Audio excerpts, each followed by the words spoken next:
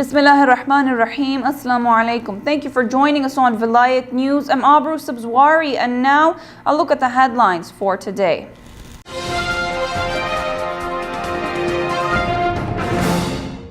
Flash floods kill around 170 people in Afghanistan and Pakistan. Bomb explosion on a train kills 3, including a toddler in central Pakistan. Former Turkish army head jailed for life over conspiracy. Audit of Syria refugees finds organized crime and child soldiers. The anniversary of Allama Arif Hussain's martyrdom observed across Pakistan. The International Day of Al-Quds observed in Toronto, Canada.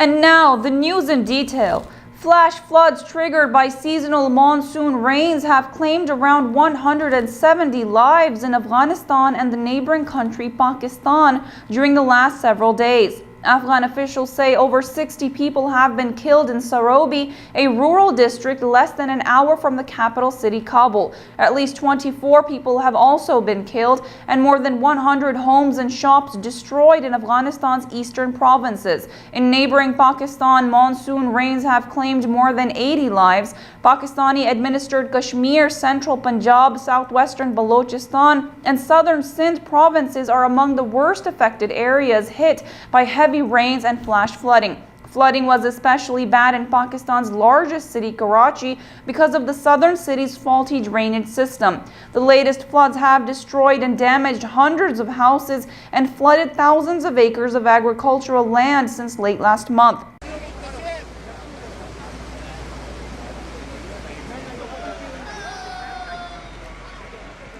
Medical teams and aid groups have warned of a growing risk of potentially fatal diseases. Pakistan regularly suffers from flooding during the monsoon season, which usually runs through July and August. The country suffered the worst floods in its 66-year history in 2010, when floodwaters killed over 1,700 people. A powerful bomb explosion inside a train car has killed at least 3 passengers and wounded 25 others in the Pakistani province of Punjab. The incident took place when the train was traveling from Lahore to the southern port city of Karachi. Pakistani security officials say the explosion occurred in a crowded compartment of the Shalimar Express near Toba Tek Singh city. Rescue teams have rushed the injured to hospitals in nearby cities of Faisalabad and Toba Tek Singh. Medical sources have identified one of the victims as a 2.5-year-old child who succumbed to his injuries at the hospital. Sources also say 3 of the wounded are in critical condition. Police authorities and Pakistan Railways officials say they have launched an investigation into the deadly incident. The attack comes at a time when the country is grappling with growing wave of violence and militancy. No group has yet claimed responsibility for the attack.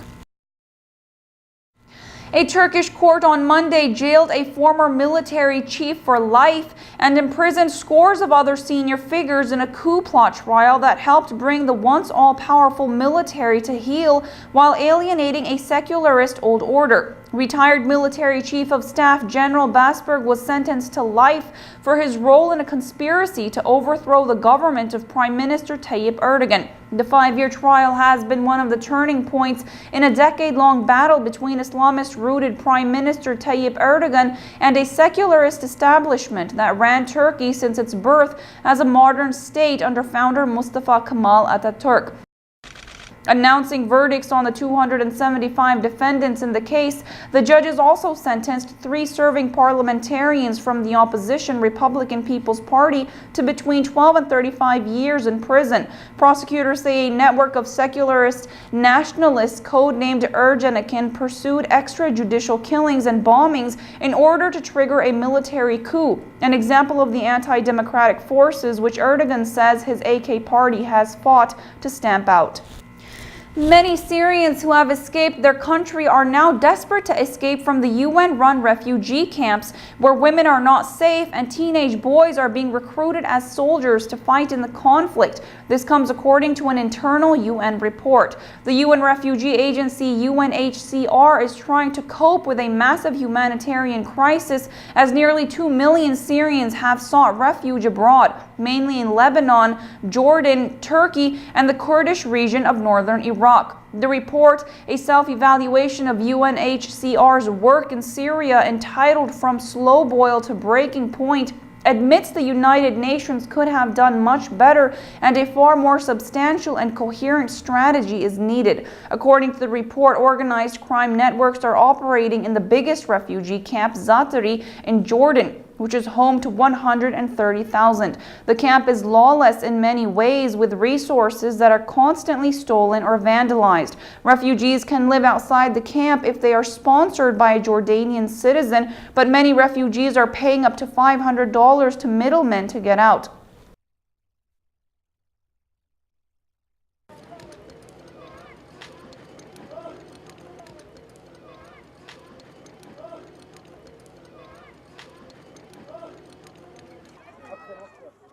In the Kurdish region of northern Iraq, Domi's camp is critically overcrowded and living standards are unacceptable in many parts of the camp. There is currently no agreed strategy in place to deal with the existing refugee population in northern Iraq or any future influxes into the territory. The report added that UNHCR and NGOs held directly opposing views about work to help refugees living outside the camps. Given the harsh physical conditions to be found in Jafri, coupled with the high level of criminality in the camp, it is not surprising to hear refugees speaking of their desire to escape. Increasingly, that means returning to Syria, adding that returnees needed to be closely monitored to be sure they were not going back against their will. One concern was recruitment by armed groups, including of underage refugees. A UN official told Reuters that there were suspicions that boys of 15 or 16 were often taken back to fight, chaperoned by an uncle, elder brother, or other relative. The report said many Syrian children were not attending school in Jordan or Lebanon, but there was evidence that many were attending religious schools or madrasas. There was also evidence of a new trend of minors, Europeans, and North Africans from Tunisia and Algeria who had apparently crossed into Syria to fight. The 25th anniversary of Allama Arif Hussaini's martyrdom was observed across Pakistan on Monday. Allama Arif Hussaini was a great leader of the Shia Muslims of Pakistan and was also a representative of the Islamic jurisprudence. He was elected head of the then sole representative mainstream Shia party Tehreek-e-Jafriya Pakistan. He embraced martyrdom on August 5, 1988 in Peshawar as he was ambushed in his religious seminary at the time of Fajr prayers. Congregations, condolence meetings, and Quran recitations are being held throughout Pakistan to commemorate the martyrdom anniversary.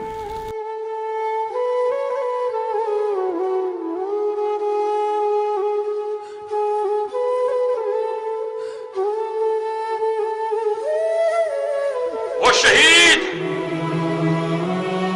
वो फर्जंद सैयदुल शुहदा जो जवानी के आलम में इस मातरे वतन को हर किस्म की नफरतों से पाक करने के लिए उठा था, हर किस्म के तफरके को खत्म करने के लिए उठा था, हर किस्म के जुल्म को मिटाने के लिए उठा था। वो कौम और मिल्लत को वहदत की लड़ी में पुरोने के लिए उठा था। हमारे दुश्मनों ने कोशिश की थी उसके रास्ते में अंदरूनी रुकावटें भी खड़ी करे, बैरूनी रुकावटें भी हो। जब उसने तमाम रुकावटों को अबूर कर लिया, ये जालिम जब उसका मुकाबला नहीं कर सके तो यजीदों की तरह छुप कर उसने वार किया और शहीद कर दिया। ये सोचकर कि शहीद आरिफ हुसैन को मारने से उम्मत मर जाएगी, यजीदों देखो आओ, आज देखो वतन के कोने कोने में अली के मानने वाले, हुसैन के मानने वाले बड़े नहीं जिंदा है और लब्बैक या हुसैन की सदाएं पूरे वतन में गूंज रही है। हमारे शहीद कायद, रूह शहीद कहाँ रहना, तेरे गैरतमंद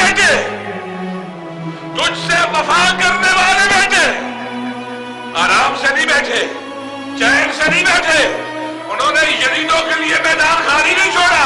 आज पाकिस्तान की करबला में परचमे वफा हाथों में लेकर लब्बैक या हुसैन कहते हुए फिर मैदान में मौजूद है। शहीद हुसैन दिलावर पर तुए अज़्म Abbas Akbar.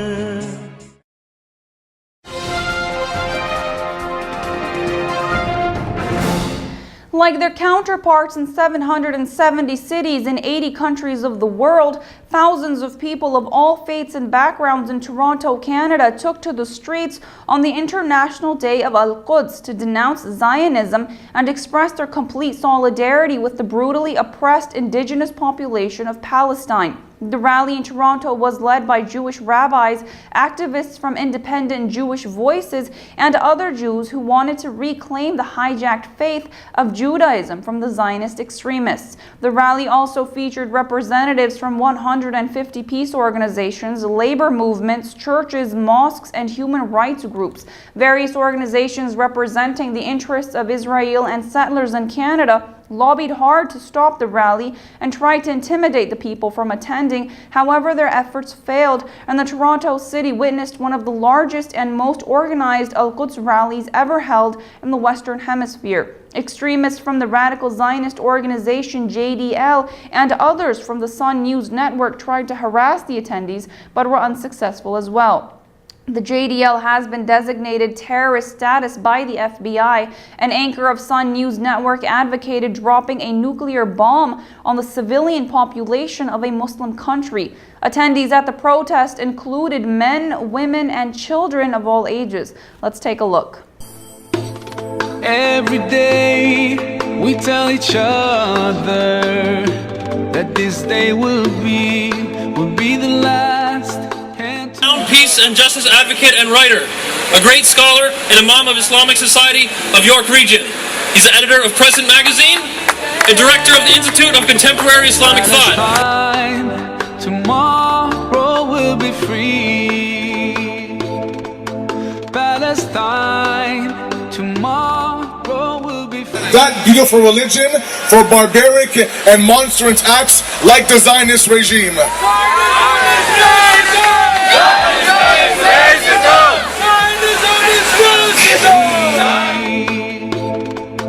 Palestine, tomorrow will be free.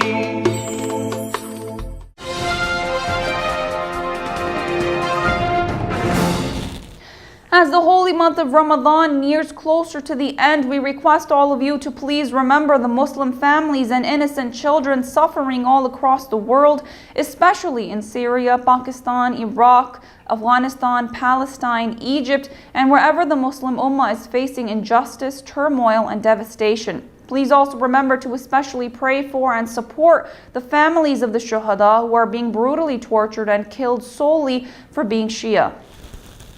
That brings us to the end of our report today. If you'd like to contribute your community's news, you can email us at news@velayattv.org. You can also get the latest headlines and more by visiting our website, velayattv.org, or subscribe to and follow us on our YouTube and Facebook pages, Velayat TV USA. Many thanks for joining us. Till next time, I'm Abroo Sabzwari. Fi aman Allah.